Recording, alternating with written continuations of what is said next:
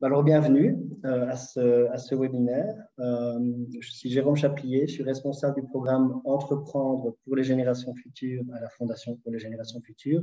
C'est un programme qui vise à stimuler, à renforcer l'émergence d'un entrepreneuriat à impact positif sur la société. Goedemiddag allemaal, mijn naam is Marianne van der Made. Ik ben programmaverantwoordelijke van het HERA-programma bij de stichting. En vandaag animeren wij samen met Jérôme dit webinar. Het is al de derde editie van dit jaarlijks evenement. En het is voor ons een sleutelmoment in onze kalender, want we stellen met heel veel trots en met heel veel plezier ook de laureaten voor van ons Prototyping the Future programma. Onze jongeren zijn zeker ook heel blij en heel trots. Maar misschien zijn ze ook wel een beetje zenuwachtig, want het is voor hun misschien wel de eerste keer dat ze hun project kunnen pitchen voor zo'n breed publiek. Merci pour cette présence nombreuse. Je ne cache pas qu'on n'a jamais eu autant d'inscriptions pour un événement virtuel à la Fondation. Et de nombreux étudiants parmi vous, on tient à le saluer. Vous êtes nombreux à nous rejoindre de différentes filières. Donc, on espère que ce webinaire va vous inspirer. En tout cas, votre présence nombreuse montre bien tout l'intérêt, la curiosité pour les jeunes qui innovent avec, comme vous le verrez aujourd'hui, une ambition de soutenabilité. Pour ceux qui ont déjà fait les webinaires précédents, on va tenter un format un peu différent. Il sera divisé en panels où vous découvrirez 2 ou 3 lauréats autour d'un enjeu thématique. Vous verrez donc cet éventail d'innovation soutenable proposée par ces jeunes. Ils viennent de filières très diverses, ils proposent des produits et services dans des secteurs très variés. On espère que vous aussi, cela vous enthousiasmera et vous encouragera à les soutenir. Je vais passer la parole à Benoît de Rennes, notre directeur, qui va vous présenter en quelques mots la Fondation et ses actions. Je fais juste un petit rappel, donc pour ceux qui n'ont pas remarqué, il y a une interprétation simultanée aussi bien vers le français que vers le néerlandais. Si vous cliquez sur la petite icône avec la petite map monde, voilà. J'invite Benoît à ouvrir sa caméra. Eh bien, bonjour à tous, bonjour à toutes. Je ne vais pas vous faire une présentation complète de ce que la Fondation fait et toutes ses actions en faveur d'un monde plus soutenable, mais notre Fondation connaît en tous les cas depuis 25 ans maintenant un déploiement continu et en particulier ces dernières années. Et le programme Prototyping the Future qui nous occupe aujourd'hui, créé il y a moins de 4 ans, est absolument unique en son genre en Belgique et en est un formidable exemple. La Fondation traduit son ambition de transformation de la société par la nécessité d'une approche systémique, une approche qu'on appelle chez nous à 360 degrés, des immenses défis auxquels notre société doit faire face. Et également, elle se concentre sur une confiance particulière faite aux jeunes à 4 moments clés de leur trajectoire d'acteurs de changement. Nous mobilisons dès le moment de l'idéation, au moment où les idées commencent à émerger, le programme HERA pour tous ceux et celles qui pensent à 360 degrés. C'est le slide précédent. Ce programme s'adresse aux diplômés à travers leur travail de fin d'études et aux doctorants à travers leur travail de doctorat pour que les réflexions qu'ils amènent dans leur mémoire, leur thèse, montrent l'ambition qu'ils ont de faire évoluer le monde académique dans son ensemble et la recherche en général. Nous encourageons cette approche décloisonnée propice à répondre aux enjeux sociétaux. Nous soutenons juste après, à l'étape suivante, le programme qui nous occupe aujourd'hui, c'est-à-dire un certain nombre de prototypes. En moyenne, nous sommes à 11 prototypes par an et cela s'adresse à des jeunes qui ont un statut d'étudiant entrepreneur. Ils font leur premier pas dans l'entrepreneuriat parce qu'ils ont une idée, ils veulent développer une innovation qu'ils souhaitent tester et prototyper. On va en dire évidemment quelques mots par la suite. L'étape suivante que nous décidons de soutenir à travers notamment le programme SENSE, c'est celui de celles et ceux qui ont le projet de passer au stade suivant, c'est-à-dire à la création d'une start-up et qui auront réussi à valider en quelque sorte le potentiel d'un produit ou d'un service qui peut offrir quelque chose à la société d'aujourd'hui et de demain. Et enfin, plus loin dans leur parcours, notre patrimoine est également mobilisé dans une approche d'investissement à impact prioritaire pour consolider un certain nombre d'entre eux et d'entre elles en tant qu'entrepreneurs sociétaux et les aider à grandir. Tous ces jeunes et peut-être moins jeunes lauréats, mais aussi tous ceux qui nous entourent, le nombre impressionnant de membres de jury, de mécènes, de partenaires, nous souhaitons les rassembler également dans une sorte de communauté vibrante des générations futures qui décloisonne les différents mondes et les secteurs. Je dois dire qu'en quelques années, 12 ans pour ERA, 7 ans pour Sense et les startups, 4 ans pour le prototyping de futur, nous pouvons être fiers de ce bouillonnement d'idées et de projets portés par une nouvelle génération qui a décidé d'affronter les énormes défis de notre temps. Je propose que Jérôme zoome un clair instant sur le programme prototyping de futur et je lui passe la parole. Merci Benoît. En effet, au travers du programme prototyping, on a fait ce choix très clair d'intervenir à un moment spécifique. C'est un moment qui est très, très en amont dans le parcours des futurs entrepreneurs et entrepreneuses. C'est celui du prototypage. C'est une phase où des jeunes créateurs, créatrices doivent passer d'un concept, une idée, parfois un schéma ou une version très rudimentaire d'une innovation qu'ils souhaitent proposer et doivent la faire évoluer vers une version qui est prête à être lancée sur le marché. C'est une étape clé, c'est une étape à risque. La Fondation apporte à cette étape un soutien qui peut monter à 5 000 € au travers d'une bourse. Ainsi, en 4 éditions, nous avons pu soutenir 39 lauréats qui rassemblaient plus d'une centaine de jeunes avec au total plus de 177 000 € de bourse de prototypage. Le soutien, il est aussi extra-financier, c'est la visibilité médiatique que nous donnons à ces jeunes, c'est la mise en réseau, un réseau qui croise tous des mondes différents de l'investissement, de l'entrepreneuriat, du monde académique. C'est une reconnaissance, c'est de la confiance et on espère que ce rendez-vous d'aujourd'hui va booster leur confiance, mais c'est aussi la stimulation à adopter une approche qu'on appelle l'approche 4P, l'approche à 360 degrés. Un petit mot sur les incubateurs étudiants. Ce sont ces structures avec lesquelles nous collaborons pour le repérage des projets. Ces projets sont accompagnés par des incubateurs. C'est une des conditions pour pouvoir postuler à nos bourses. Et on a la chance d'avoir pu tisser un partenariat vraiment très riche avec la quasi-totalité des structures d'incubation du pays. Et après ce repérage par les incubateurs, c'est un jury indépendant de la Fondation et de ces incubateurs qui fait la sélection finale. Peut-être terminer en rappelant que c'est une étape risquée. Et on verra d'ailleurs aujourd'hui 2 des lauréats que vous allez découvrir sont des lauréats qui ont mis un terme à leur projet entre-temps. Entre un jeune de 22 ans qui a une idée porteuse d'impact et la création d'une entreprise pour mettre ce produit ou ce service sur le marché, évidemment, il y a de nombreux écueils. C'est la fin des études, c'est des changements dans la vie personnelle, ce sont des équipes qui peuvent fluctuer parfois. Et surtout, il y a une étape de prototypage qui peut amener à la conclusion que l'idée n'est pas valide. On est conscient que ce risque fait partie intégrante de notre approche philanthropique, on en est même fiers, mais on est surtout conforté de voir qu'au-delà des projets qui s'arrêtent, il y a énormément de belles réussites déjà parmi nos anciens lauréats. Je propose, Benoît, de te redonner brièvement la parole pour partager encore quelques éléments. Oui, merci Jérôme. 2 derniers éléments à vous partager avant de plonger avec vous dans les pitchs et les discussions. D'abord, un vibrant remerciement à nos partenaires privés et publics qui rendent possible ce programme et son impact. Et nous avions l'envie de mettre en avant une personne extraordinaire qui, il y a 4 ans, est venue frapper à notre porte en nous disant « Moi aussi ».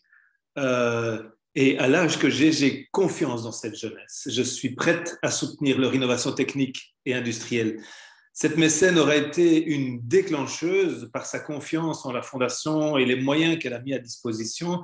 Elle nous aura permis de soutenir cette étape très en amont du parcours entrepreneurial. Cette grande dame, c'est Madame Marguerite Vanet. Elle n'était malheureusement pas disponible aujourd'hui, étant à l'étranger, mais je vous invite à la découvrir dans cette très courte vidéo.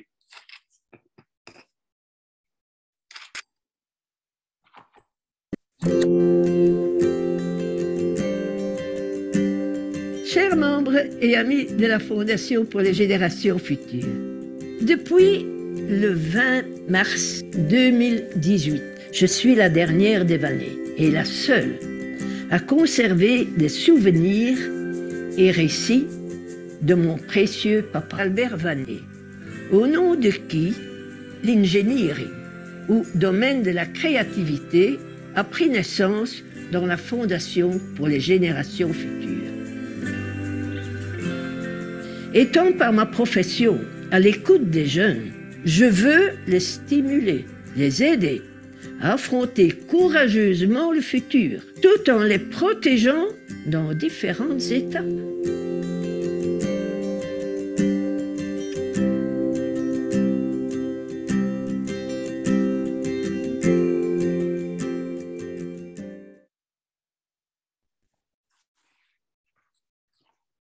À côté de Madame Vannet, ce sont aujourd'hui plusieurs partenaires publics qui ont jugé utile de s'associer et de s'engager derrière la Fondation.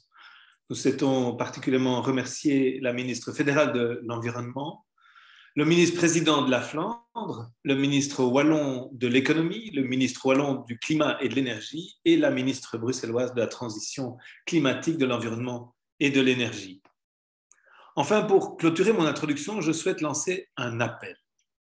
Nous avons devant les yeux cette année encore une fantastique sélection de prototypes portés par des jeunes enthousiastes. Pourtant, quelque chose nous interpelle plus cette année que les autres années.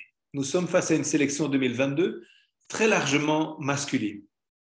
Cela nous interpelle d'autant plus que, par ailleurs, la Fondation compte un nombre très élevé de lauréates féminines dans ses autres programmes.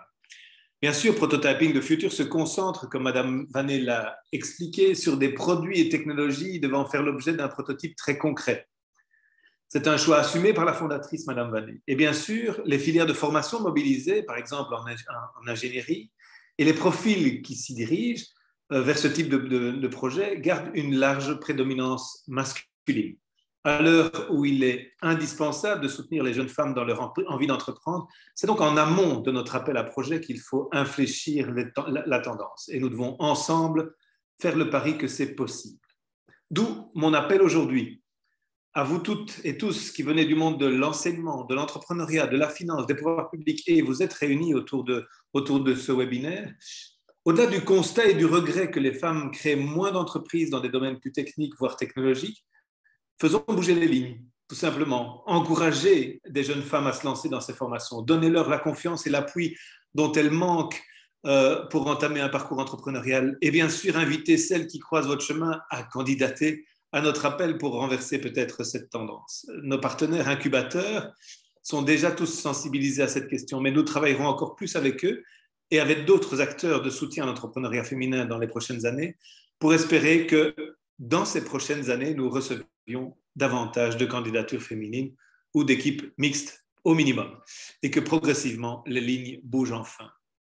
Voilà, après avoir pu vous présenter ce beau programme, son approche, ses partenaires, il est temps de plonger dans la découverte concrète de nos jeunes. Je repasse donc la parole à Marianne pour la suite des festivités. Dank u wel, Benoît. En misschien net voordat we het woord geven aan onze jonge laureaten, zou ik nog een klein beetje praktische informatie willen meegeven. Ten eerste zouden we u willen vragen om tijdens het webinar uw camera en uw micro niet te activeren. En om zo goed mogelijk te kunnen volgen, zou ik u ook aanraden om op het icoontje rechtsboven op uw scherm te klikken en daar de weergave speaker te kiezen. Zo kunt u het beste meevolgen. Het webinar gaat opgedeeld zijn in 4 thematische panels, waar je telkens 2 of 3 laureaten gaat kunnen ontdekken en waarin dat we ook een thema gaan uitdiepen elke keer. U gaat ook de mogelijkheid hebben op het einde van elk panel om vragen te stellen aan onze laureaten en daarvoor kan u de chat gebruiken om te reageren of om vragen te stellen. Op het einde van het webinar gaat u ook de kans hebben om in gesprek te gaan met onze verschillende laureaten via verschillende chatrooms. We gaan een hele reeks chatrooms openen waar dat u de netwerking verder kunt zetten en waar dat u voor elk van de laureaten 1 virtuele zaal zal vinden waar u in gesprek kan gaan met de jongeren. Maar we gaan nu eerst beginnen met het eerste panelgesprek. In dit panelgesprek gaan we kennis maken met 3 laureaten die met een korte pitch hun project gaan voorstellen. 2 van hen zijn vandaag aanwezig tijdens het webinar en gaan kunnen deelnemen aan de vraag- en antwoordsessie. Haircycle kon er helaas niet bij zijn vandaag, want zij zitten echt in de laatste rechte lijn voor de lancering van hun project en ze hadden een hele reeks afspraken met potentiële klanten en partners, waarvan enkele belangrijke afspraken deze namiddag. Nadat we de projecten kort zullen voorgesteld worden, gaan we het ook even over, met onze laureaten, over prototypen. Het werd er juist al aangehaald, prototypen, dat is een hele belangrijke, essentiële fase in het proces van het creëren van een bedrijf, want het is de fase waarin dat je gaat kunnen testen of je product of het werkt, ga je kunnen aanpassen en valideren.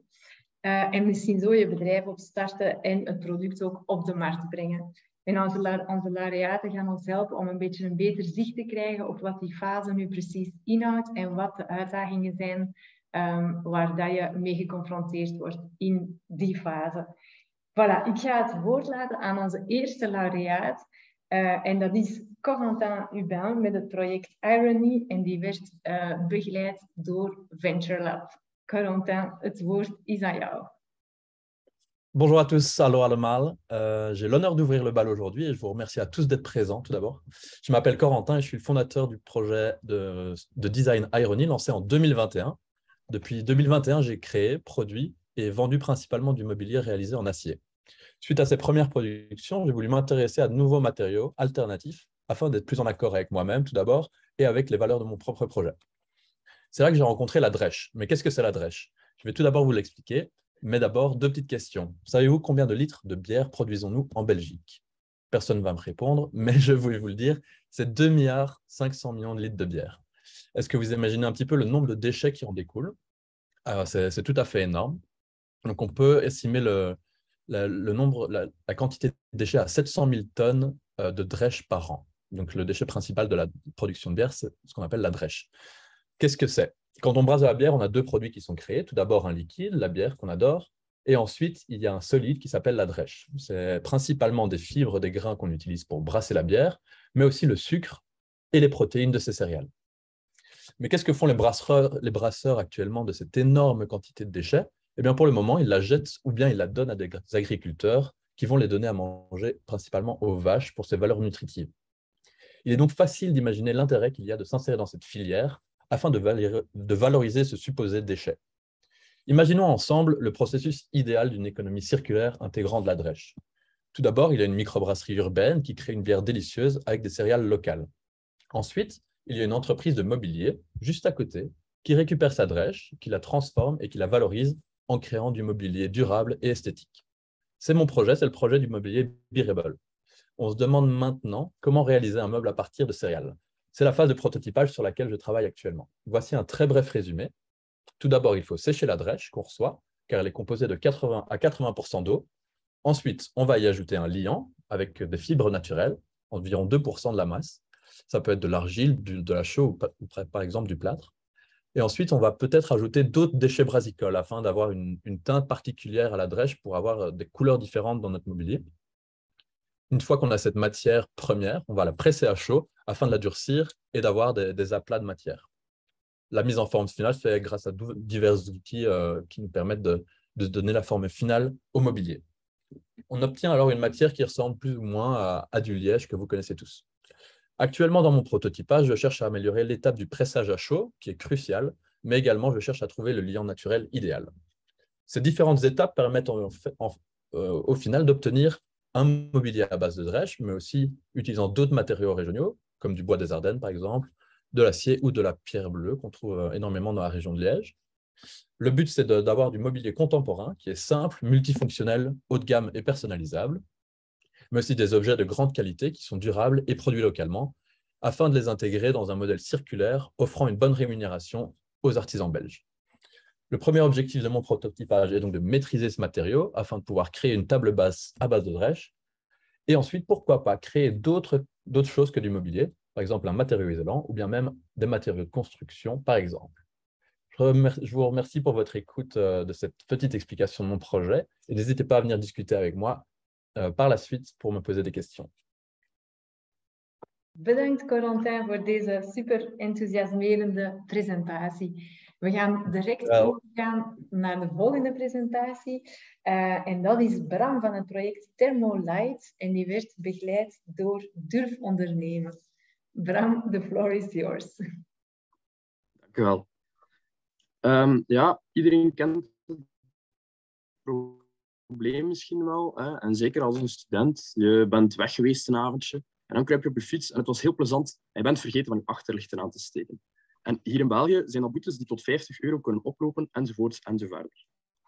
Maar er zijn nog zaken die daarvoor kunnen zorgen. Bijvoorbeeld, je bent simpelweg vergeten van je batterijen te vervangen of van je batterijen te gaan heropladen. Dat zijn allemaal zaken die wij met Thermolight gaan oplossen. Want wij gaan eigenlijk, en zoals je op de volgende slide kunt zien, wij gaan eigenlijk de batterijen gaan vervangen door jouw lichaamswarmte. Dat is iets super praktisch. Je kan dat nooit vergeten. Je hebt het altijd bij. En wij gaan eigenlijk die warmte die jij als fietser produceert, gaan capteren en recupereren om zo te kunnen gebruiken om jouw licht aan te drijven. Op die manier gaan wij alle voorgaande problemen gaan oplossen en meer. Want bijvoorbeeld een dynamo, die zou dat ook kunnen leveren. Maar een dynamo is zeer lastig, omdat dat geeft weerstand tijdens het fietsen. Dat is een mechanische component, waar er vaak zaken in fout kunnen lopen, enzovoorts enzovoort. Dus met eigenlijk het geld dat wij hier hebben gekregen bij de stichting, hebben wij natuurlijk enkele prototypingfases kunnen doorlopen. En op mijn laatste slide kan je eigenlijk heel mooi al een evolutie zien die we hebben kunnen doormaken, om ook die technologie te kunnen bewijzen dat het werkt en dat het niet louter conceptioneel is. Dus dank u voor de centjes die ik er heb gekregen. En heel in het kort, wij kunnen eigenlijk licht produceren op basis van lichaamswarmte. Dat is Thermolight. Bedankt voor de aandacht.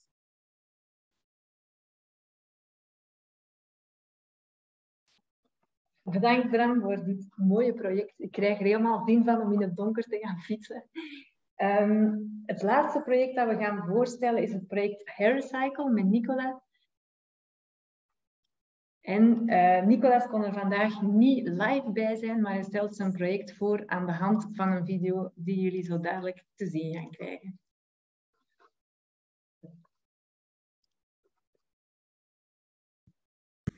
Goedemiddag, ik ben Nicolas van Haircycle en ik begin graag met jullie een heel eenvoudige vraag te stellen. Heeft u zich ooit al afgevraagd wat er met uw haar gebeurt nadat u naar de kapper bent geweest? De waarheid is dat haar beschouwd wordt als restafval en uiteindelijk gewoon wordt verbrand. Wij bij Haircycle willen deze haarresten gaan hergebruiken en gaan omzetten tot een biostimulant. Maar waarom zouden we eigenlijk haar gaan hergebruiken? Wel, eerst en vooral, haar is een heel rijk product. Het bestaat voor 85-90% uit keratine en zowel 18 verschillende aminozuren, die het een heel rijk product worden, die momenteel eigenlijk gewoon verbrand wordt. Daarboven zien we ook een stijgende vraag, enerzijds van de consument die zich meer milieubewust wordt en die zich afvraagt wat er met zijn haar gebeurt nadat hij naar de kapper is geweest. Anderzijds zien we ook een stijgende vraag van de industrie, die meer op zoek is naar duurzame producten en circulaire meststoffen. Dat wordt in de hand gewerkt natuurlijk door een veranderende wetgeving. Zo heeft Europa een aantal jaren geleden de Circular Economy Package gelanceerd, die de deur openzet voor circulaire meststoffen. Een voordeel van biostimulanten is dat er ook minder meststoffen nodig zijn om een gelijkaardig rendement te hebben, wat een heel grote impact heeft op het milieu. Dan komen we bij het laatste puntje, dat is eigenlijk voor de volledige milieu-impact. Zoals ik gezegd heb, minder meststoffen die nodig zijn, betekent een significante impact op het milieu. Het proces is al volledig natuurlijk verlopen op basis van fermentatie, is ook heel positief. En natuurlijk, per kilogram haar dat niet verbrand wordt, besparen we ook een kilogram CO2. Maar wat is eigenlijk een biostimulant? Een biostimulant is geen meststof, maar is iets dat toegediend wordt naast een meststof en heeft een aantal voordelen.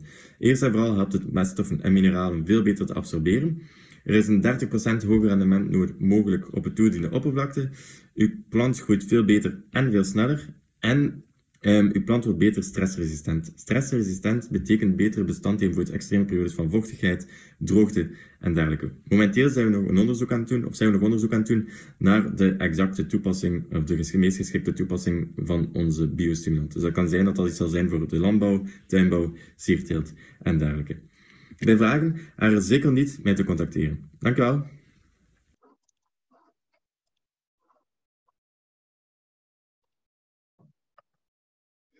Voilà het project van Nicolas Haircycle.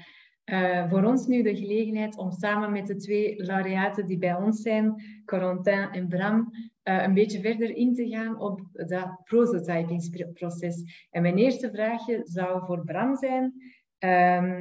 En dat luidt: hoe is die prototypingsfase voor jou essentieel geweest voor je ontwikkeling en om te helpen om je product dichter naar de markt toe te brengen? Wel, het is zo dat de technologie die wij gebruiken is eigenlijk vrij complex. En natuurlijk, als je eigenlijk met rapid prototyping snel dingen kunt gaan uittesten, dan gaat je ontwikkeling veel sneller dan dat je alles in een literatuurstudie zou moeten gaan doen. Maar natuurlijk, je hebt daar wel geld voor nodig. En dat is hetgeen wat ik hier heb gekregen en wat dat dus zeer handig was, want daardoor zijn we veel sneller vooruit kunnen gaan al. Ja, ook prototyping, zeer handig, want je kan wel een concept gaan uitleggen, maar als je iets effectief kunt tonen aan mensen, dan zijn ze veel sneller overtuigd natuurlijk. Dankjewel, Bram. Perfect. En Corentin, zou jij ons in een paar woorden kunnen uitleggen hoe dat zo'n prototypingsfase dan precies verloopt? Of hoe dat voor jou verlopen is in elk geval? Ja, dankjewel.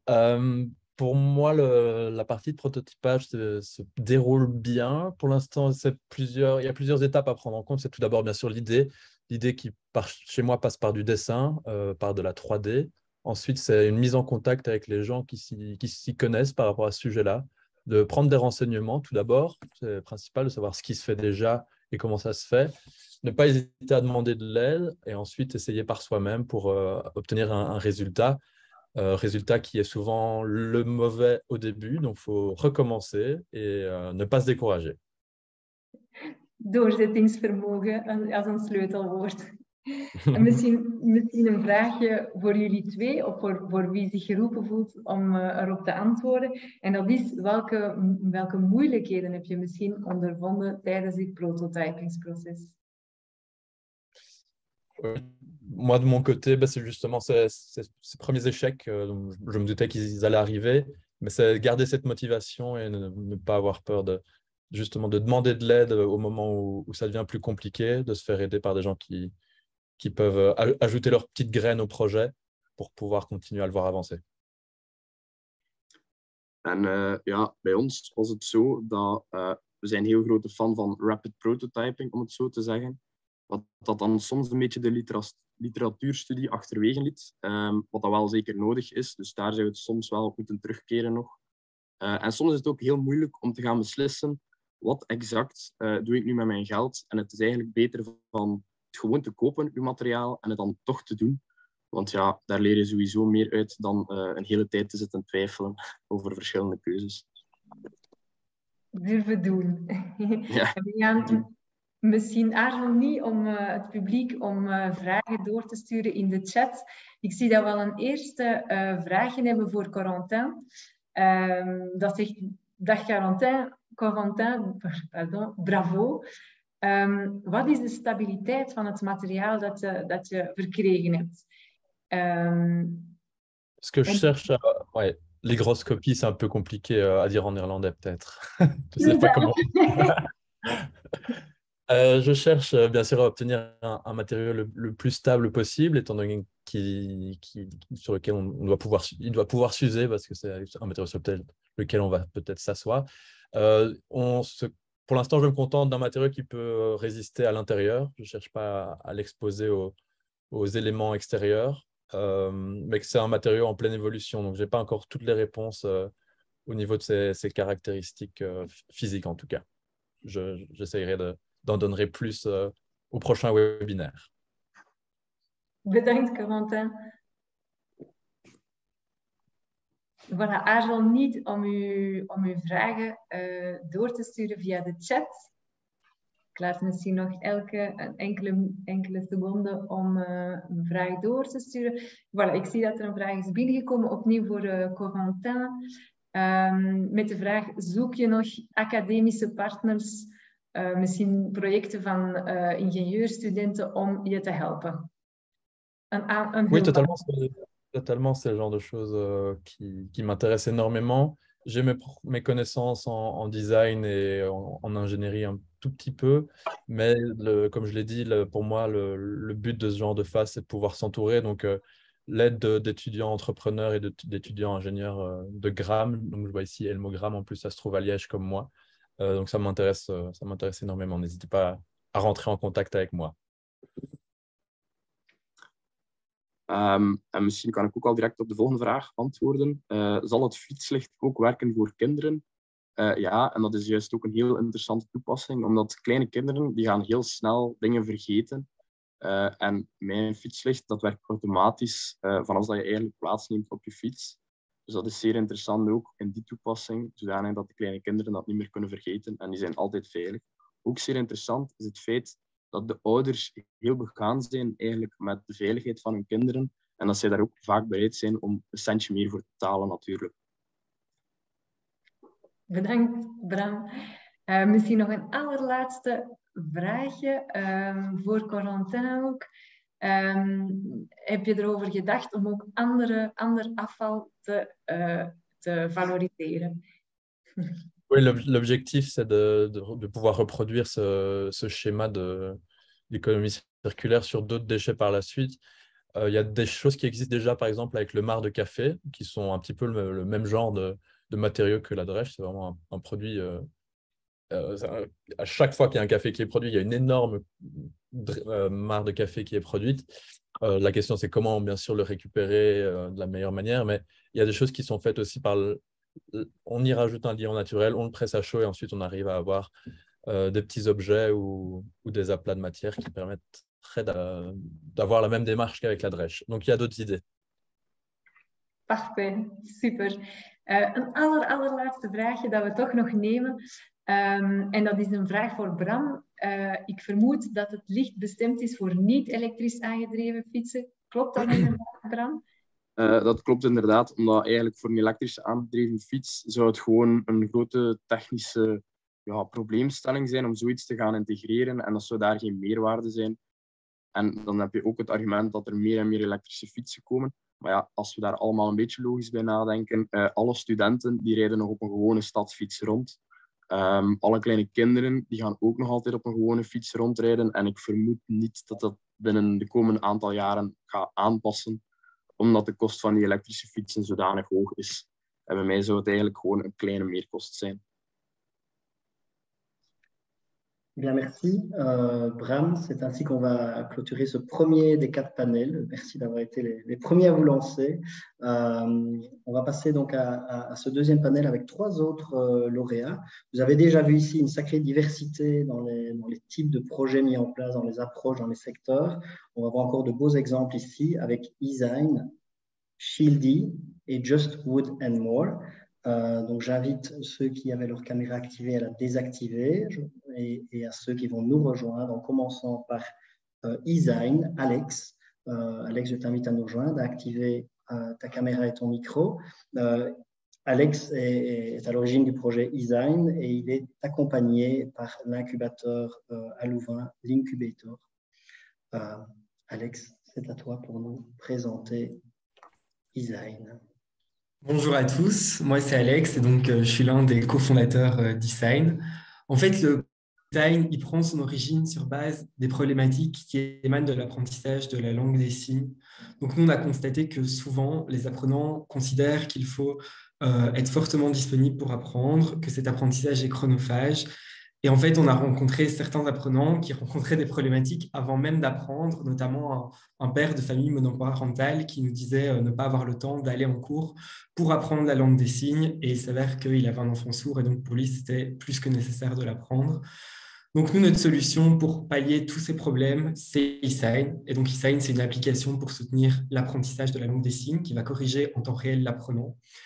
Et donc avec eZine, on suit véritablement une logique de participation, donc on inclut un maximum de personnes sourdes, de logopèdes, de professionnels en surdité et d'ASBL sur la conception du produit en lui-même. Et c'est important pour nous en fait de faire participer tous les acteurs et de les rassembler autour d'eZine. On a également cherché en quelque sorte à inverser les tendances pour nous, on a constaté que dans la vie de tous les jours, on voit trop souvent des personnes sourdes faire l'effort de se faire comprendre par les tout-venants ou par la société de manière générale. Et en renversant ce modèle, l'objectif était d'inviter en fait le tout-venant à comprendre la langue des signes et la culture sourde qui s'y rattache, qui est bien plus vaste et qui est très riche. Et en ce qui concerne nos avancées, grâce à la bourse, on a pu perfectionner notre prototype. Donc, c'est génial parce qu'on a atteint un taux de reconnaissance de presque 90% sur certains signes.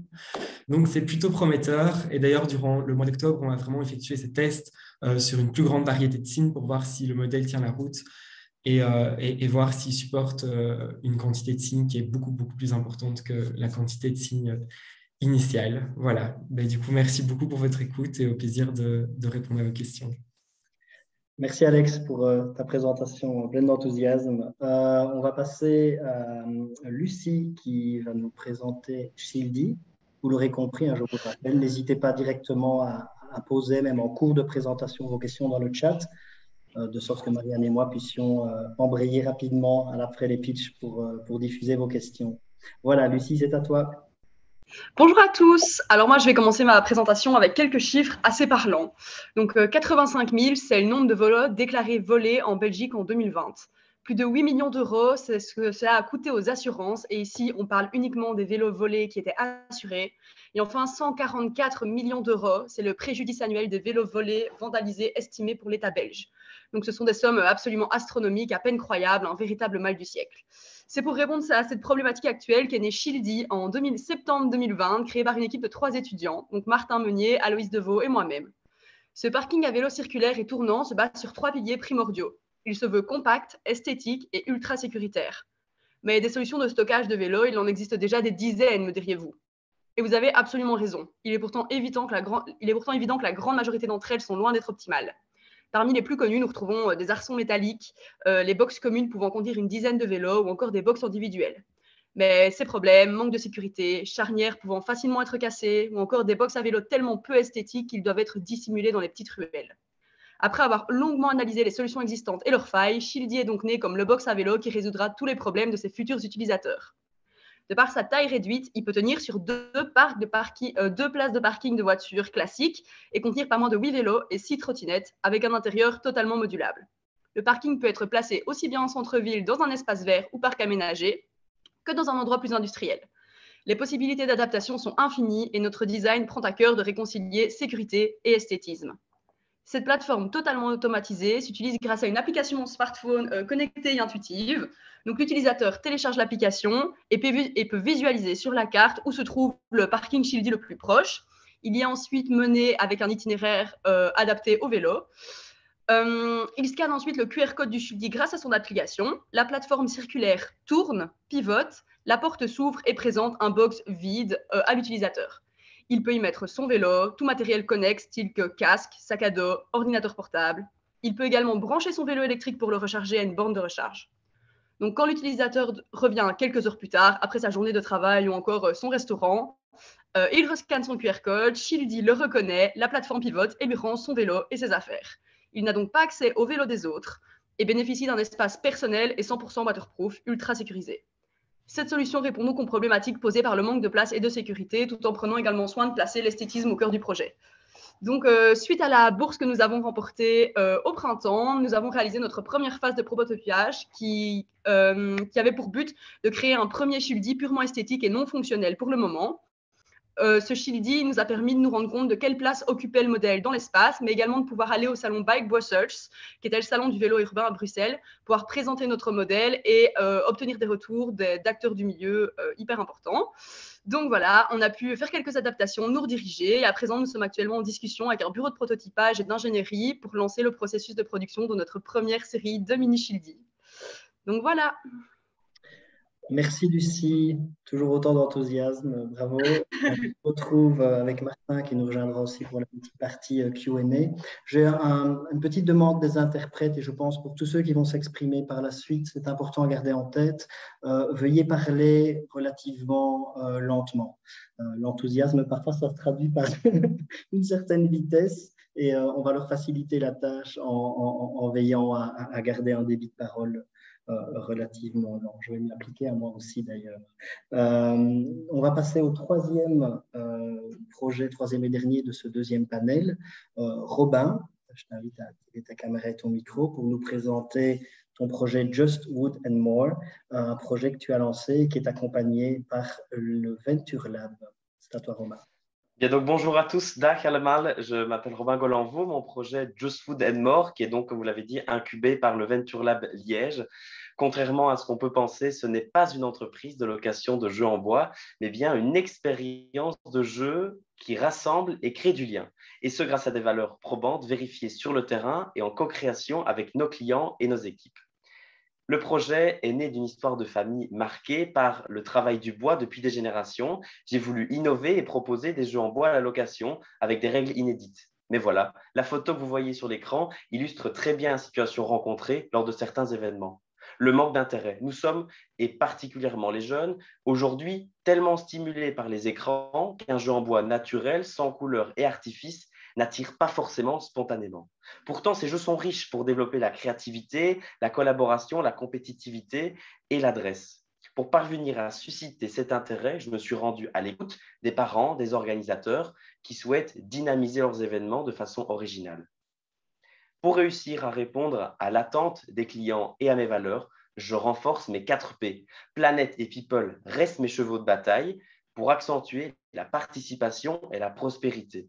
En co-créant une offre nouvelle, plus impactante, proposer des formules avec des animateurs formés grâce à leur expérience terrain et un guide pédagogique fait sur mesure, pour donner des animations sur mesure, je le disais, inédites, qui permettent d'aborder des thématiques qui sont plus difficiles à rendre ludiques et attractives. Aujourd'hui, l'écologie, l'économie, le gaspillage alimentaire.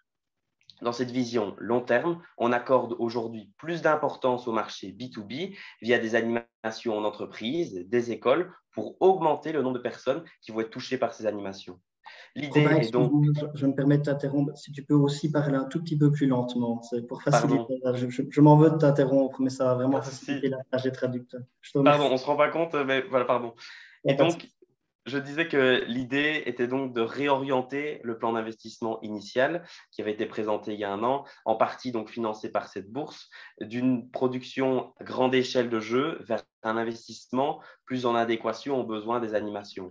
Donc dans le développement de contenu pédagogique ou des jeux offrant un potentiel ludique qui sera adapté à toutes les générations. Merci pour votre attention et pardon pour le débit de parole. Il n'y a pas de souci, tu n'es pas le premier, peut-être le dernier, on espère. Voilà.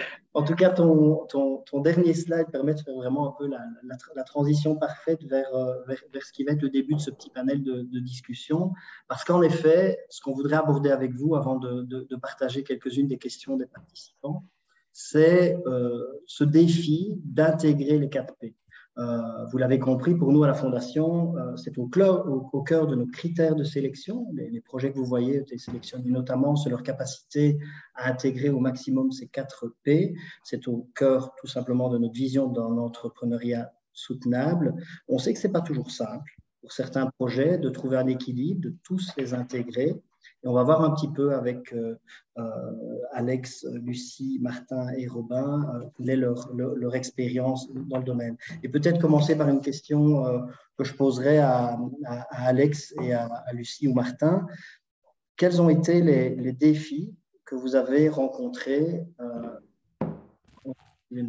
Oui, pardon. Je crois qu'on peut arrêter le partage d'écran. Pardon. Quels sont les défis que vous avez rencontrés dans le développement de votre produit, de votre service, pour qu'il intègre justement au mieux ces 4 P? Peut-être commencer par toi, peut-être par Alex. Oui. Dans le cas design. Alors, nous, il y a certains P qui étaient un peu évidents et inhérents au projet, oralement, tout ce qui est participation, people, etc. Et le plus grand défi qu'on a rencontré, c'était avec le P de planète. Parce qu'en fait, on partait un peu d'un vieux postulat. On se disait, ben voilà, nous, on fournit une solution technologique. Et a priori, il n'y a pas de solution qui peut faire qu'on peut avoir un impact positif sur la planète. Et donc, on a creusé, on a demandé autour de nous, nos incubateurs, à des professionnels. Et au final, on s'est rendu compte que même si la solution était technologique, il y avait moyen d'avoir un impact sur la planète, sur l'écosystème et sur l'environnement. Et une des premières solutions, par exemple, qui est venue à nous, c'était de faire des serveurs d'uploader notre solution sur des serveurs plus verts. Et ça peut paraître bête, mais au final, on s'est vite rendu compte qu'il y avait toute une série de choses qu'on pouvait mettre en place pour avoir un impact positif sur la planète avec une solution qui, de base, était plus destinée à avoir un impact sociétal qu'environnemental. Et donc, c'est un défi qui nous a, en final, apporté beaucoup d'apprentissage et qui nous sert beaucoup à l'heure actuelle dans le développement du projet. Merci pour ce partage d'expérience. De votre côté, Lucie, Martin, pour Shildi, est-ce qu'il y a aussi eu certains défis qui sont posés à vous pour tenter d'intégrer au maximum, de manière harmonieuse, ces aspects people, planet, participation et prosperity? Alors, tout à fait. Alors, bonjour à tous. Alors, en effet, nous, quand on a fait notre prototypage, on avait évidemment déjà pensé au 4P en lançant le produit. Alors, nous, il y a surtout 2 P qui ont plus d'importance à nos yeux et tout pour le projet parce que c'est plus parlant, surtout people et planet.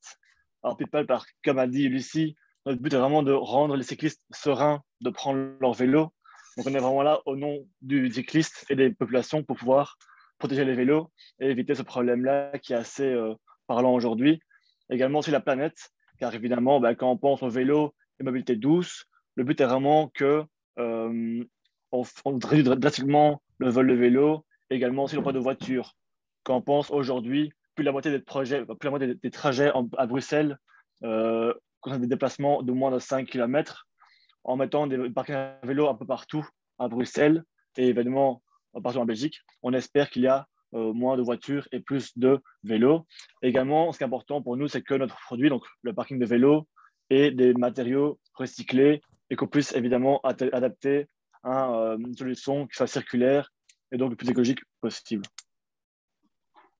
Extra, merci, merci Martin. Une autre question, parce qu'on sait que vous êtes accompagnés tous par des incubateurs, dans votre cas Incubator et le Venture Lab. Est-ce que dans votre parcours, est-ce que vous avez aussi un accompagnement ou des outils qui vous permettent d'identifier et de mieux aborder ces enjeux de soutenabilité? Où trouvez-vous les conseils, les outils pour cela? Et peut-être la question à Robin pour commencer. Oui, je pense que ce qui est intéressant, c'est que vous l'avez souligné au début de ce webinaire, vous avez, vous, établi un lien avec les incubateurs parce que vous défendez des valeurs qui sont communes à eux.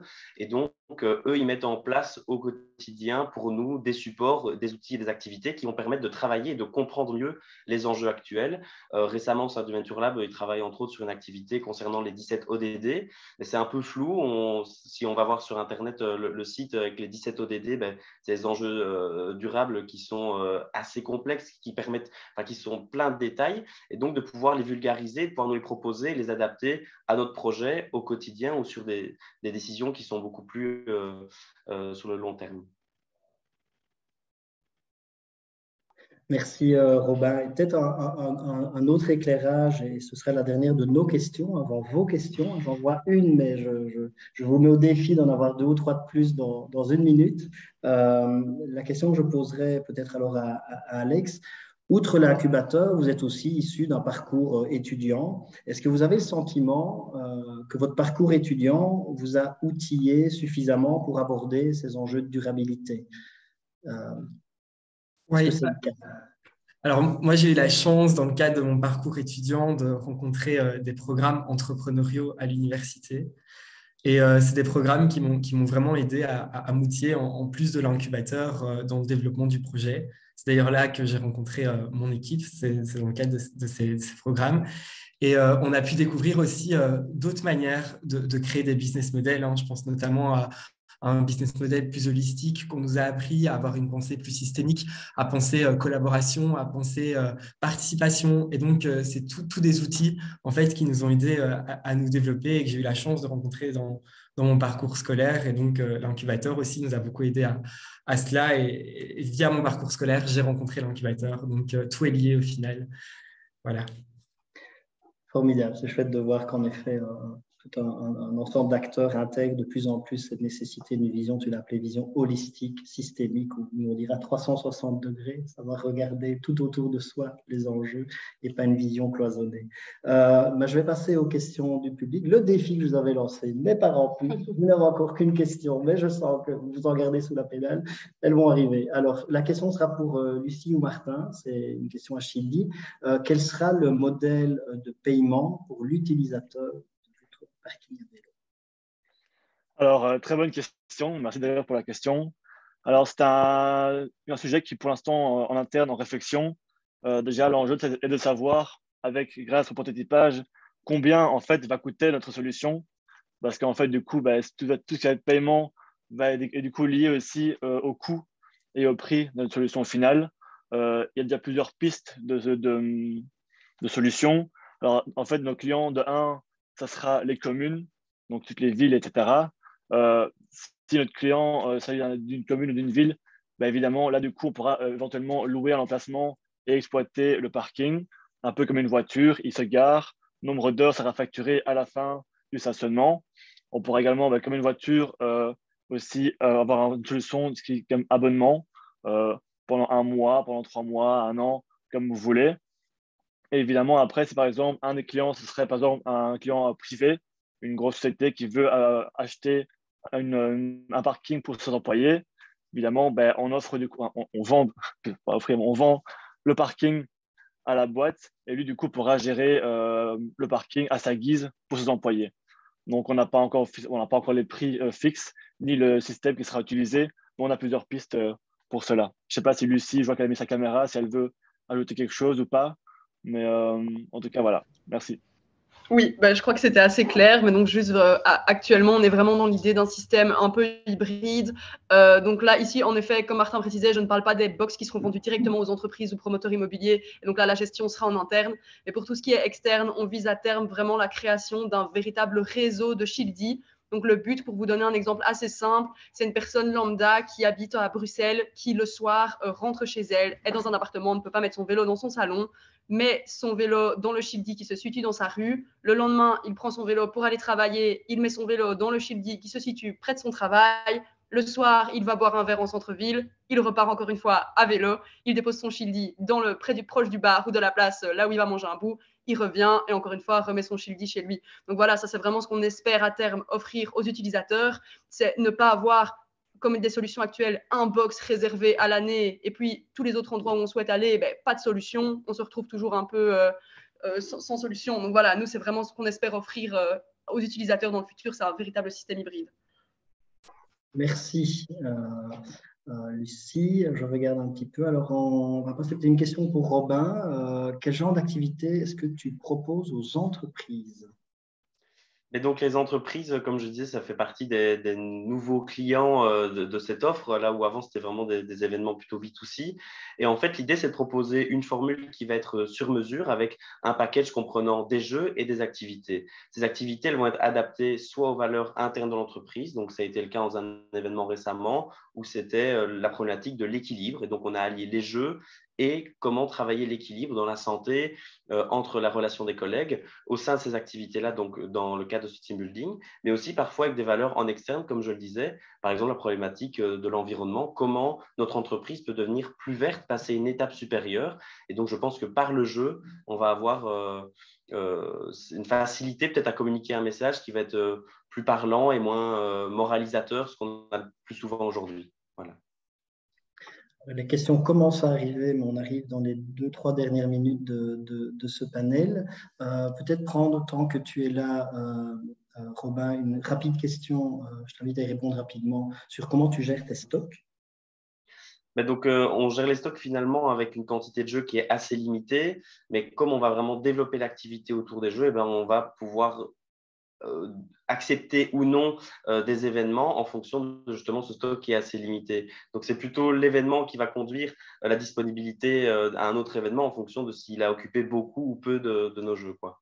Voilà.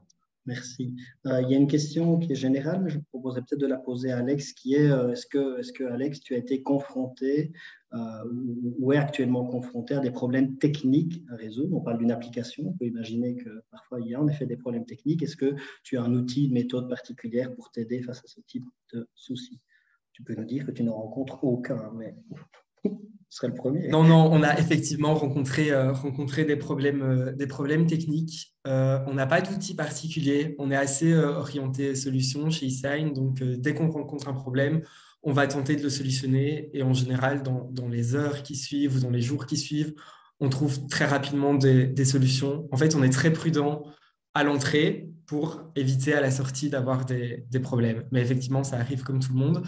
Mais étant donné que ce n'est pas arrivé de manière conséquente, sûrement parce que l'application n'est pas encore disponible pour tout le monde, on n'a pas encore mis en place d'outils. Donc, voilà. Merci. Alors, il y a plusieurs questions et réactions pour Shildi. Je vais en prendre une, mais je vous rappelle qu'à la fin de la partie qu'on va appeler la partie plénière tous ensemble, on va vous proposer de vous répartir dans des salles de discussion. Donc, chacun des lauréats que vous voyez maintenant va avoir une petite salle virtuelle dans lesquelles vous allez avoir la liberté de vous balader de l'un à l'autre. Donc, gardez vos questions. Si vous souhaitez vraiment les poser, vous aurez l'occasion. Je vais quand même néanmoins partager celle-ci. Pourquoi Shildi ne pas devenir, par exemple, partenaire de Parking Gosos qui dispose déjà de logistique, d'autorisation communale, etc. C'est à la fois une question, peut-être une suggestion, un conseil. C'est une bonne suggestion et une bonne question, donc ça tombe bien. C'est un partenaire qu'on a déjà en vue. On les a vus, comme Lucie a dit, on a participé au Salon du vélo à Bruxelles, à la gare maritime, à Autour et Taxi. Ils étaient là, ils ont vu notre solution, on a discuté avec eux. Donc, c'est un contact qu'on va relancer une fois qu'on a un produit qui est plus ou moins, alors pas fini, mais qui est plus concret, avec un prix. Ils étaient évidemment intéressés, mais ils ont quand même besoin de savoir ce que ça va coûter et évidemment tout ce qui est lié aux techniques à côté. Donc, une fois qu'on aura ces questions-là, enfin, répondre aux questions-là, on va revenir vers eux et penser à, en tout cas, un partenariat ou en tout cas avoir des solutions avec eux pour pouvoir avancer. Merci Martin. Et donc, à suivre toutes ces discussions dans les petites salles de discussion après. J'en profite parce qu'elle nous a fait un petit mot dans le chat pour remercier Laura, mais aussi les autres membres du jury. Il faut savoir que ça a été pas mal de... Il y avait, je n'ai pas précisé au début, 35 candidatures qui ont mené à ces 11 lauréats. C'était du temps, de la lecture, d'intenses discussions. Donc, merci à Laura, mais merci aussi à Marcel, à Sam et à Hans. Voilà, on va passer directement au troisième panel.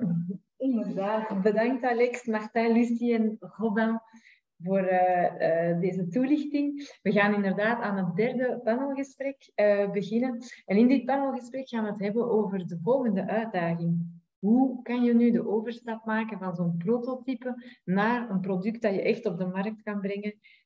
En naar het creëren van je eigen onderneming. En zoals we al gezegd hebben, de stichting ondersteunt jongeren daarbij via het Sensfonds. En we zien dat de eerste resultaten heel enthousiasmerend zijn, want verschillende van onze laureaten van Prototyping the Future hebben eigenlijk al hun eigen onderneming kunnen creëren. In 2021 zijn 4 van hen zelfs laureaat geworden van het fameuze Sensfonds. Daardoor kregen ze een seedkapitaal in de vorm van een lening van 25.000 tot 50.000 euro. En zij die ons van dichtbij volgen, weten dat de volgende 4 laureaten, dus Sens-laureaat zijn geworden: Ecopoen, Tulipal, Bright Energy en Tokwa. We gaan direct overgaan naar de verschillende pitches en we beginnen met Jan, die zijn project MyGrid gaat voorstellen en die begeleidt weer Broeikas Hooghen.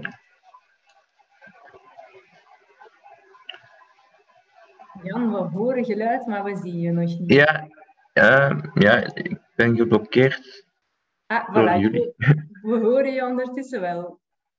Ja, maar het scherm is geblokkeerd door de host. Ja, dus ik zal gewoon beginnen. Hallo, dus ik ben Jan Wellens, de founder van MyGrid. En met MyGrid willen we eigenlijk de energietransitie toegankelijk maken voor iedereen. En eigenlijk daarvoor zijn we naar een oplossing gaan zoeken met ons 6-koppig team. Allemaal experten in hun vak. We hebben een productdesigner, we hebben een marketeer, we hebben een software developer en we hebben elektronici. En samen zijn we eigenlijk tot dit product gekomen, de Model One, wat eigenlijk een thuisbatterij is die plug-and-play is en die in elke leefruimte kan geplaatst worden. Nu, waarom is het belangrijk? En dan kunnen we naar de volgende slide gaan. Als we kijken momenteel, is er ongeveer al 10% van de bevolking actief aan het deelnemen aan de energietransitie. Maar tegen 2050 willen we eigenlijk dat iedereen daar een deel van wordt. En de mensen die nu deelnemen, die doen dit aan de hand van zonnepanelen, een elektrische wagen of een gewoon traditionele thuisbatterij. Maar eigenlijk een heel groot deel van het doelpubliek is momenteel nog niet bediend. En dat zijn mensen die in appartementen wonen.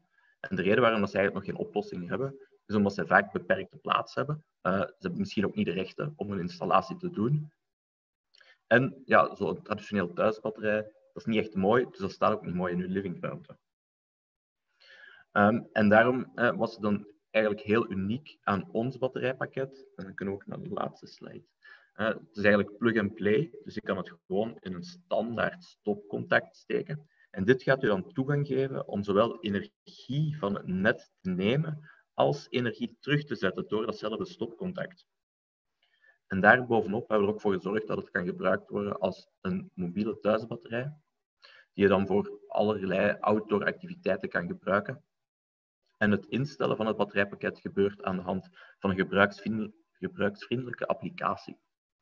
Nu, ook zeer interessant, we gaan eigenlijk ons product lanceren in maart 2023 en we zijn eigenlijk al een pre-launch aan het doen. Dus je kunt naar de website gaan, www.mygrid.stream, of je kunt zelfs de QR-code scannen, waarin dat je eigenlijk al je Model One module kunt reserveren en dan krijg je ook 15% korting tijdens de crowdfunding campagne. Dit was het dan en ik hoop jullie allemaal te zien registreren op de website. Dankjewel Jan, een warme oproep aan het publiek en een heel actueel thema natuurlijk. Ik herinner de deelnemers aan dit webinar er ook nog aan dat je altijd je vragen mag sturen via de chat. We gaan nu het tweede project ontdekken en dat is het project Zafi. Opgestart door Simon en begeleid door de incubator. En het is Nicolas die vandaag het project gaat voorstellen. Bonjour à tous. Alors, n'y a-t-il pas un paradoxe dans l'importation de matières premières d'origine lointaine pour construire un vélo supposé favoriser une mobilité douce? Ne disposons-nous pas de matières premières de qualité en Belgique? Eh bien, la réponse est oui, et ce matériau, c'est le bois. Alors, pourquoi le bois? Avec un cadre classique en acier ou en aluminium, les vibrations se répandent à travers le métal jusqu'au cycliste, tandis qu'avec le bois absorbe entièrement grâce à cette structure cellulaire qui agit comme une chaîne de ressort, ce qui assure un confort sans pareil lors de la conduite. Avec son rapport résistance-poids plus élevé que l'acier, le bois permet de créer un vélo léger qui répond à la norme ISO, qui simule 10 années de vie et assure la résistance et la durabilité du vélo. À côté de ses propriétés mécaniques intéressantes, le bois possède un look incomparable. C'est un matériau polyvalent qui permet d'exprimer toute sa créativité et ainsi rendre chaque vélo unique. Alors, avec notre concept, nous influons positivement sur 7 objectifs de développement durable, dont voici les 3 principaux. L'innovation, car c'est une première en Belgique, et nous voulons prouver qu'il est possible de créer un produit propre tout en restant esthétique. Nous touchons également à la consommation et à la production responsable, car nous avons la chance de travailler avec la Sonian Wood Coop pour notre bois de frêne qui vise à une revalorisation du bois de la forêt de soigne tout en la gérant durablement. Notre noyer, quant à lui, vient d'une scierie familiale du côté de Florennes, la scierie Berthe. Nous touchons également à la vie terrestre, car nous voulons faire don d'une partie de notre chiffre d'affaires à terme à Plant Your Business Tree, qui est une coopérative qui vise à replanter des arbres dans le Brabant wallon, mais aussi à Madagascar. Et de plus, notre processus de production est bien moins énergivore que la fabrication de cadres en aluminium ou en carbone classique. Pour la suite, nous voulons nous attaquer au marché néerlandophone et nous sommes en train d'analyser le marché pour tenter d'élargir notre gamme et ainsi créer un nouveau modèle de Zafi. Merci pour votre attention. Dankjewel, Nicolas. Een super enthousiasmerend project weer al.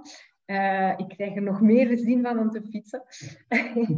Ik ga het woord nu doorgeven aan Guillaume. Guillaume van het project KNUS en die begeleid werd door Startak Kortrijk. Goedemiddag. ik ben Guillaume en samen met Louis zijn wij Team Knus. Wist je dat de terrasverwarmers in Frankrijk verboden zijn op horecaterrassen? Vanuit dit verbod zagen wij een opportuniteit om ecologische alternatieven aan te bieden die een zeer hoog comfort op terras garanderen. Wij hebben berekend dat er ongeveer 17.000 verwarmde terrassen zijn in België. En deze zouden samen 230.000 ton aan CO2 de lucht insturen. Binnen Europa is men ook al bezig met reglementering te maken en een halt toe te roepen aan deze vervuilende toestellen. En door de huidige gasprijzen zijn heel wat horeca-uitbaters momenteel al op naar alternatieven. Onze oplossing is mensen op een efficiënte manier verwarmen. Dit door middel van het zitvlak en rug te verwarmen van zitmeubels. We hebben meer dan 60.000 geïnvesteerd in de eerste draadloze verwarmde poef, die we samen op de markt zetten met het Belgisch meubelmerk Rove Living, dat u aan de linkerkant ziet. Deze poef zal in de loop van deze winter al verkrijgbaar zijn door het verkoopnetwerk van Rove. Naast deze luxe poef lanceren we ook onze eigen verwarmde dekens, die op elke stoel passen en in de loop van volgend jaar komen die ook op de markt. Dit teken is ontworpen voor de horeca-uitbaters en daarom economisch interessant en daarnaast zeer efficiënt in gebruik. Dit teken zal de eerste stap zijn richting een milieuvriendelijker terras. Momenteel bekijken we nog volop de mogelijkheid om het teken circulair te maken en lokaal te produceren in samenwerking met maatwerkbedrijven. Hopelijk zijn jullie ook zo warm van onze producten. Bedankt Guillaume. Een heel mooi project en we kunnen het gebruiken voor het moment. Een eerste vraagje, en dan ga ik misschien aan Simon en Nicolas stellen. En dat is, wat is voor jullie de grootste uitdaging bij die overgang van een prototype naar het op de markt brengen van jullie product? Moet je antwoorden in het Nederlands of in het Frans? Je mag antwoorden in de taal waar je je het meest comfortabel in voelt. Ok, on va peut-être répondre en français du coup. Alors, la question, vous pouvez la rappeler s'il vous plaît? Dus de vraag was, wat is voor jullie de grootste uitdaging bij de overgang van een prototype naar het echt op de markt gaan brengen van jullie product? Oui, le premier prototype, bon, c'est toujours un prototype maison, on appelle ça un MVP, donc un Minimum Viable Product, donc un produit minimum viable, avec lequel on va pouvoir tester s'il y a effectivement de l'attrait donc sur le marché. Donc, créer ce premier prototype est relativement simple, surtout quand on voit tous les Fab Labs, etc., dont on dispose en Belgique. Mais alors après, pour avoir un produit fini, le produit fini, ben forcément, il doit être irréprochable. Et alors, ben ça, voilà, ça nécessite donc beaucoup plus encore d'investissement en temps et en argent en fait, pour arriver à un produit fini qui en fait, est parfait. Et cette transition-là, ben, chez nous, elle est passée au moyen en fait, d'un crowdfunding, donc pour avoir les financements, pour passer vraiment du prototype, le MVP, au produit fini qui arrive sur le marché. Perfect, dankjewel Nicolas.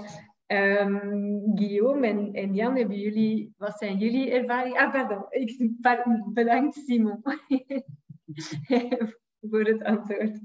En ik kijk even naar Guillaume. Guillaume, wat zijn jouw ervaringen met die overgang van een eerste prototype naar een product dat echt op de markt kan gebracht worden? Zeer moeizaam. Zeker van productfase naar productiefase.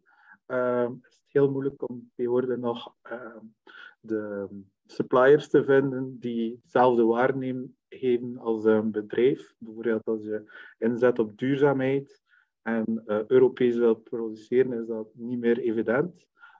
Zeker als je met batterijen werkt en elektronica. Maar we doen ons best om de meest betrouwbare leverancier die een zeer kwalitatief product kan afleveren en daarnaast ook met de juiste waarden produceert. Dankjewel, Guillaume. Jan, hoe loopt dat bij jullie met MyGrid? Ja, inderdaad. Ik kan het alleen maar beamen dat dat een grote verandering is. Je hebt je eerste prototype. Dat is relatief simpel, met off-the-shelf componenten gebouwd. Maar dan in een latere fase wil je naar een echt product gaan. Dus dat betekent dat je elke component bijna moet gaan analyseren hoe je die in productie kan brengen. En daarom dat wij ook het team hebben uitbreid, omdat er zoveel nieuwe taken en zoveel meer specifieke problematieken naar boven komen, die moeten opgelost worden. En een daarvan is ook natuurlijk het kapitaal. Je hebt een veel groter kapitaal nodig voor een matuur product te maken dan gewoon een prototype. Dankjewel, Jan. Het kwam al verschillende keren aan bod, de zoektocht naar financiering. Simon sprak er juist van een crowdfundingsactie. Guillaume, hoe is dat bij jullie verlopen? Momenteel, dankzij acceleratorprogramma's, proberen wij zoveel mogelijk netwerken te connecteren. Bijvoorbeeld, we zitten momenteel bij Solifin en dan ook via de overheid, via PMV en Vlaio, proberen we eigenlijk zoveel mogelijk funding op te halen. En bij ons de grote hulp was dat we de steun kregen van onze partner Roof. En doordat hij het vertrouwen had in ons en al een deel van de productie samen met ons heeft gestart, was dat iets draaglijker voor ons, omdat we wisten dat we sowieso financiering hadden. Dankjewel, Guillaume. Misschien een vraagje voor MyGrid. Je zit natuurlijk in een sector waar er ook heel wat concurrentie is. Hoe ga je daar zelf mee om? Wat zijn jullie oplossingen daar rond? Hoe kijk je aan tegen concurrentie? Een vraagje voor Nee, jou. inderdaad. Er zijn inderdaad heel veel gelijkaardige bedrijven bezig met de energietransitie. Maar ik denk dat we niet mogen vergeten dat we nog maar juist in het begin zitten van die energietransitie. Dus dat creëert ook heel veel opportuniteiten om in heel diverse manieren eigenlijk je product te positioneren ten opzichte van andere producten.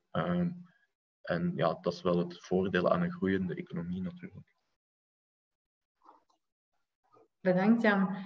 Worden jullie daarmee geconfronteerd, Guillaume, met concurrentie en staan er gelijkaardige producten en hoe gaan jullie daar dan mee om? Wij worden zeker geconfronteerd met concurrentie, maar door te innoveren en zorgen dat je de eerste bent met een kwalitatief product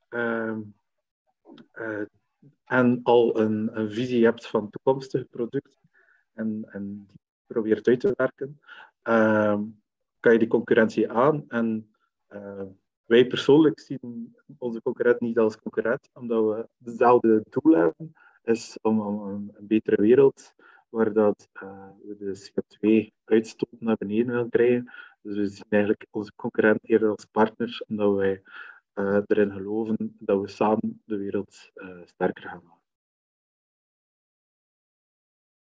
Bedankt, Guillaume.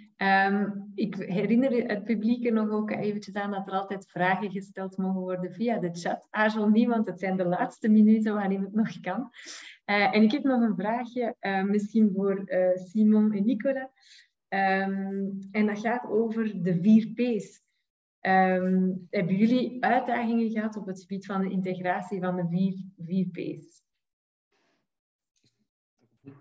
Parce qu'on a eu des challenges au niveau des 3 P en fait. Ok, vas-y. Moi je les connais pas. Mais c'est people, planet. Participation and prosperity. Et donc, est-ce que dans certaines de ces dimensions, vous avez parfois rencontré des défis? Est-ce que l'envie d'être cohérent est parfois heurtée à des choix difficiles dans le design de votre produit? Mais forcément, enfin, dans le design de notre produit, oui, c'est pas toujours simple dans le sens où voilà, les people pour nous c'est assez simple parce qu'on peut travailler vraiment facilement avec des acteurs qui sont locaux. Mais quand on pense par exemple au Planet, Nous, notre produit, donc le cadre du vélo qui est en bois, c'est très facile en fait d'être cohérent par rapport aux valeurs locales et avec que notre produit soit en fait ait un faible impact sur la planète. Mais par exemple, quand on regarde notre produit, les composants, donc que ce soit les roues, que ce soit en fait tout le système de transmission, etc. Ce sont des composants qui viennent malheureusement presque uniquement d'Asie. Et donc oui, on a encore des grands challenges en fait à ce niveau-là, et que ce soit pour les autres, en fait dans les 4 P, on trouve à chaque fois bien des challenges à relever. Bon, ici, je prends l'exemple de planète, mais pour les autres, on en a aussi. Ouais. Mais il faut essayer d'être, par exemple, pour peut-être compléter la question, il faut essayer d'être cohérent dès le début, en fait. Et là, ça, c'est l'avantage quand on est, je pense, une startup, c'est dès le départ, dès les fondements, dès le MVP, le Minimum Viable Product, il faut essayer d'être cohérent par rapport à ce qu'on veut.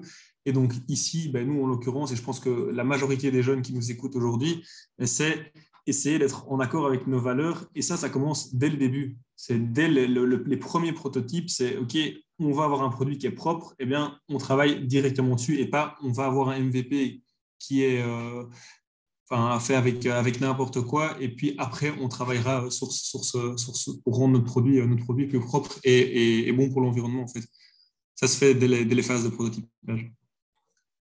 Un rappel indispensable, et en effet, on a à cœur, dès le moment où on reçoit vos dossiers, de regarder à quel point cette intégration dont tu parles, elle est dans l'ADN de départ.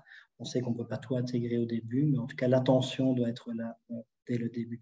Merci en tout cas aux 3 projets que nous venons de découvrir. On passe maintenant en fait au dernier de ces panels, le 4e panel, qui lui va être un peu différent. On vous l'a dit au début, en fait, c'est un programme qui intervient dans une zone à risque. Beaucoup de choses peuvent se passer entre le moment où on dépose un projet ou même un moment via lauréat, et puis dans les mois qui suivent, parfois on se rend compte que le projet doit s'arrêter pour diverses raisons. Et on a 2 des lauréats, Detective et Around Farms, qui sont à l'arrêt. Et nous trouvions que plutôt que de dire ne les présentons pas, justement, présentons-les et discutons avec les initiateurs de ces projets sur qu'est-ce qui fait qu'un projet parfois n'aboutit pas, comment on rebondit après ce qu'on pourrait appeler un échec, et que d'autres, et on préfère ce terme-là, appelleront une expérience et une occasion d'apprendre. Donc voilà, on va entendre 2 projets. Il y a Gilles qui a cofondé avec Arthur Detective et qui est accompagné par le Start Lab Brussels. Et on entendra après Nick qui a développé Around Farms. Gilles, je pense que tu es là. Oui. Si tu peux, voilà, super, merci. Alors, je n'arrive pas à mettre la vidéo, donc je ferai sans. Mais bonjour tout le monde. Donc, j'aimerais d'abord démarrer cette présentation en demandant combien d'entre vous ont déjà fait face à des problèmes de piqûres ratées lors de la pose d'un cathéter ou lors d'une prise de sang. Certainement plusieurs d'entre vous, vous me direz, malheureusement, vous n'allez pas pouvoir répondre là maintenant, mais je suis sûr que c'est le cas. Et en effet, pour pas mal de personnes sur cette terre, les veines sont très peu, voire pas du tout visibles. Et donc, pour un infirmier, c'est une tâche qui peut se révéler très difficile. Je ne sais pas comment on peut passer à la prochaine slide, mais je vous en prie, si quelqu'un peut faire ça. Merci. Et donc, le fin fond du problème étant donc la détection des veines afin d'assurer une fonction réussie. On va évidemment avoir des échecs qui sont une source de douleur pour le patient, ainsi qu'une source de stress et d'angoisse lors des futures tentatives de piqûres dans leur vie. Et on peut remarquer que la pose de cathéter est appliquée à environ la moitié des patients, et que cet échec se produit jusqu'à 1/4 des adultes et jusqu'à la moitié des enfants. Donc, c'est dans ce contexte-là que Detective a voulu s'implanter. Et on voulait justement proposer un dispositif médical qui allie la technologie infrarouge, comme vous pouvez le voir en bas de la slide, qui va servir pour la détection. Et on voulait aussi implanter un système de guidage pour assurer la piqûre et ainsi augmenter le taux de réussite pour la pose de cathéter et la prise de sang. Donc, un système de guidage, comme vous pourriez le voir plus ou moins en haut à gauche, qui est juste un prototype. Et afin de développer ce dispositif de la meilleure des manières, on a voulu collaborer avec le Dr Slaughty de l'hôpital Sainte-Élisabeth, Et c'est comme ça que la collaboration a été entamée il y a 2 ans, ce qui nous a permis de nous plonger dans le vif du sujet et également obtenir des informations cruciales pour la conception de ce dispositif. Et donc finalement, l'objectif final de ce projet était d'aboutir à un dispositif médical qui permet la détection des veines et le guidage de la ponction avec précision pour tous les patients qui seraient admis à l'hôpital, donc c'est-à-dire pour tous âges, toutes conditions de santé ou encore toute corpulence. Voilà ce que représente Detectir. Merci. Merci Gilles, et on aura l'occasion après d'échanger sur ce qui fait que votre projet a évolué, peut-être pas de la manière dont vous l'imaginez au début. Now we will turn to Nick. Nick va nous faire sa présentation en anglais pour le projet Arome Farms qui était soutenu par le VOCA. Nick, the floor is yours. Good afternoon, everyone. My name is Nick, and along with my co-founder Clemens, we started Arome Farms, thanks in large part to the help from the Foundation for Future Generations. Here, you can see the examples of 2 of the prototypes that we built, but let's go to the next slide and talk about what exactly it is that we're doing and how we went about it.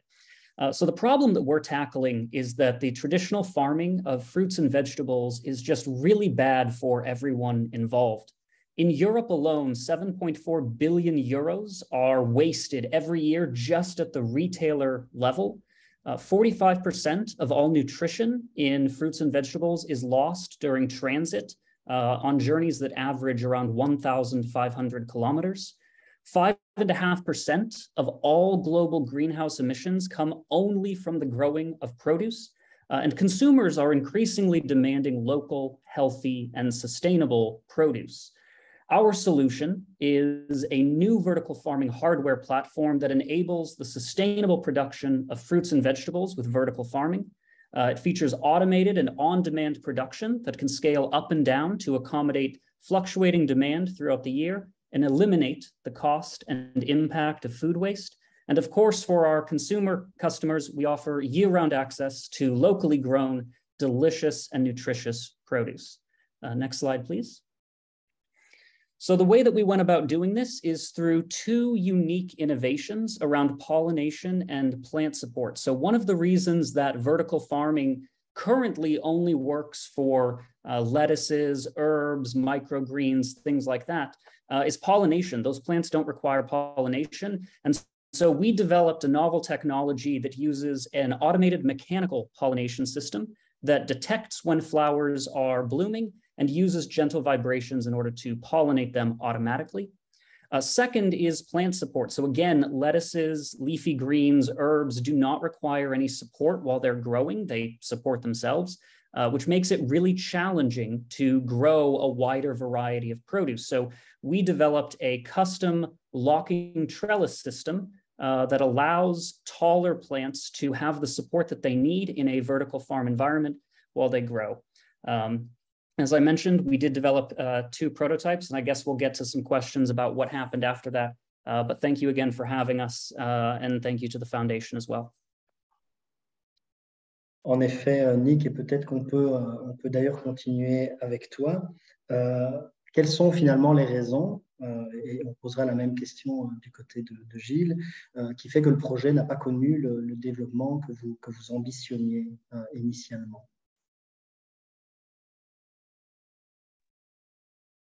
Voilà. Sure. So we received the grant from the Foundation back in February, and we actually, after developing our second prototype, we did start to speak to a number of VCs and angel investors throughout the spring, and we got to term sheets with a number of them right around the end of April in order to continue growing and building this and getting to a commercial MVP. Unfortunately, for those of you who are aware of the funding scene, back in May, there was a really big collapse around this. And unfortunately, our term sheets were revoked. We are putting Arome Farms on hold for the time being, but the technologies that we developed are still patent pending, and we do hope that we can return to this as soon as possible. Donc un enjeu essentiellement lié au financement et moins à la pertinence et à la validité du produit proposé. Du côté de Detectir, peut-être nous partager un peu quelle a été votre trajectoire de ces derniers mois. Oui, alors merci pour la question.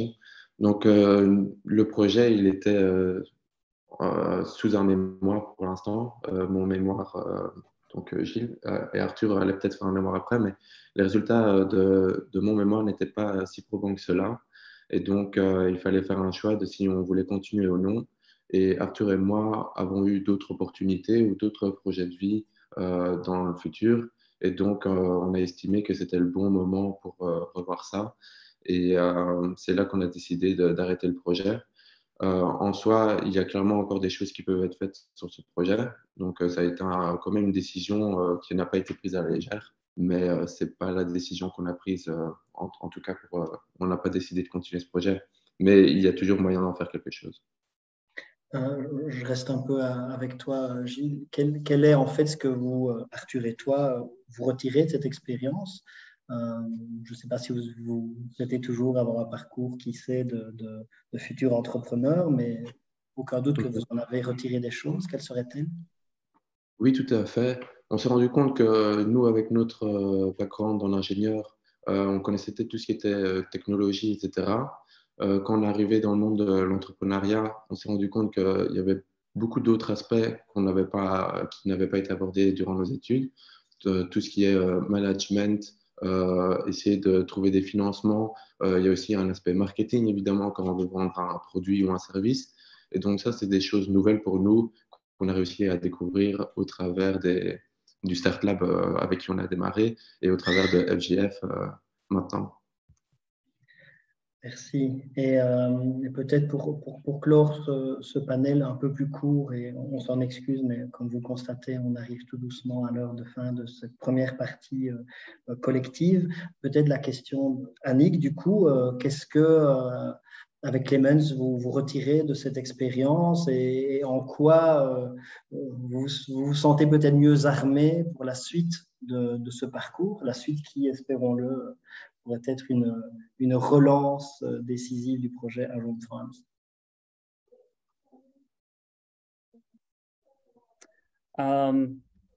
So to the second question, absolutely. Clemens and I both have an incredibly good experience from working with the foundation and from trying to start our own company, both of us for the first time.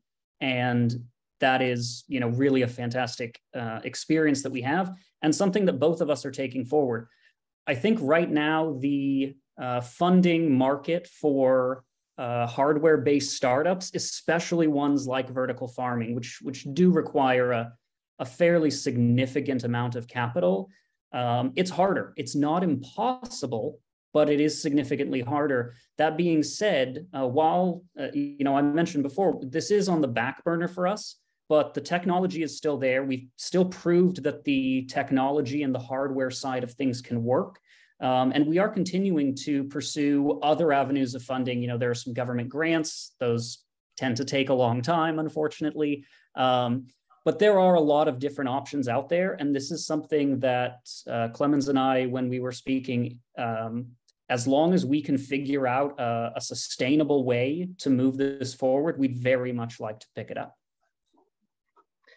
Donc un message plein d'espoir pour la suite. Donc, on espère pouvoir se réunir l'an prochain pour le prochain webinaire. Il dit, vous savez quoi, nous vous avons dit qu'Arome Farms était en difficulté. Eh bien, they did it. Ils ont réussi à relancer. Le rendez-vous est pris et on continuera à être à vos côtés, en tout cas pour la suite. Malheureusement, et je vois qu'il y a des questions, on ne va pas pouvoir les prendre. Je vois qu'il y a aussi des encouragements et je remercie celles et ceux parmi vous qui ont partagé leurs encouragements, leurs félicitations. C'est précieux pour ces jeunes, c'est précieux pour nous aussi à la Fondation, on ne va pas s'en cacher. Merci en tout cas pour tout ça.